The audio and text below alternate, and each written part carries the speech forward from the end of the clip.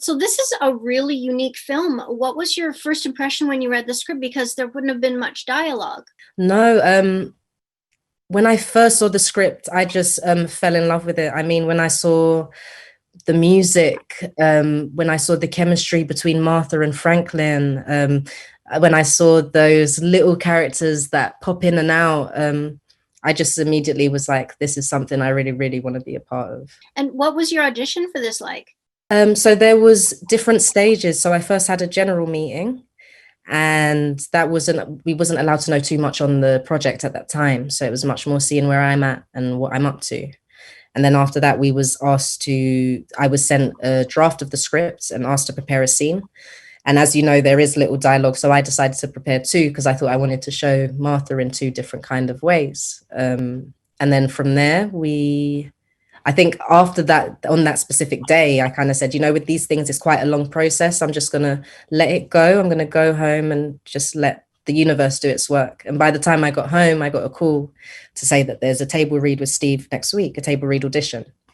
And then that was really beautiful doing the table read, because I think it was a chance for Steve to hear his work come to life, to hear the script come to life. And there was moments when he had his eyes closed and he was just listening to the words and to them just being expressed. And I think it was really beautiful. And after that, that's when I think it was a week or so later, we found out that we had been offered the parts, a few of us, yeah. How would you describe your character Martha for people who haven't seen Lovers Rock yet? I'd say Martha is an explorer. She's heard a lot about blues nights. She wants to experience it for herself. I think she's quite a shy girl that wants to step out of her comfort zone. But she's also very strong. I mean, don't test Martha. She's very strong. She can stand up for herself and stand her ground. I think coming from a religious background, Martha just wanted a chance to kind of break free, to just see this other side of things, to see what nightlife was about, especially her being quite young. You've done mostly theater prior to this. Was there anything about the filmmaking process that came as a surprise to you? I wouldn't say a surprise. It was more things that I was aware of that I knew I was going to have to adjust to. So it was things like doing something like Harry Potter, where I need to make sure that my face, my expression, and my voice is read by the person in the 45th row at the back, to then kind of bring that down and be keeping the lid on the pot. And then also, I was so used to, you do a performance, you bow, and then people appreciate it, then you go home. We filmed this last September, and then you've got the whole post-production. So this is definitely teaching me patience. Definitely. Tell me about working with director Steve McQueen. How did he guide you through this? Oh, he's just an incredible human being. He's a different species in terms of being a genius. I think he taught me to definitely trust myself more. The beautiful thing with Steve is he's so open and trusting of his artists and his actors, that as long as he's got a strong foundation for his vision, he welcomes us to play. Doing something like Harry Potter, you need to be here on the 5th count of the 5th bar, to then work with someone like Steve, where he's like, the script, this, what is happening in this scene, play, let's see what happens. The cinematographer would come to him and say, do you mind if we try shooting this? I really feel we should get a shot of this. And Steve's like, why not? Like, let's do it. I'm so open to it. And look what happened. Magic was made. He's a brilliant, brilliant man. I heard that he let you choose your wardrobe. Yeah.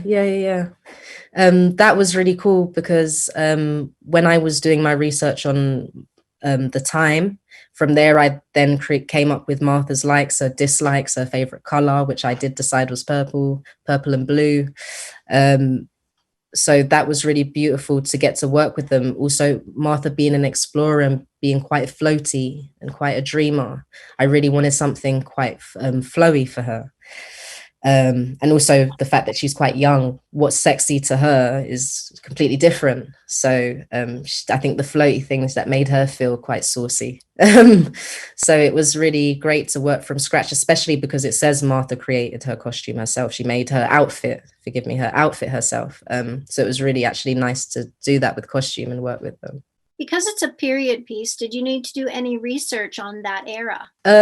Yeah, so I was watching films like Babylon, and things like that to get with the time, and also to just create Martha's opinion on life. I needed to know what was going on at the time, especially because Janet Kay's song is a key song in there. I really wanted to say, okay, Janet Kay is her inspiration.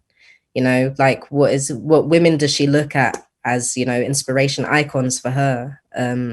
So it's definitely that. It was definitely speaking with my parents, understanding their how they handled the time around that time.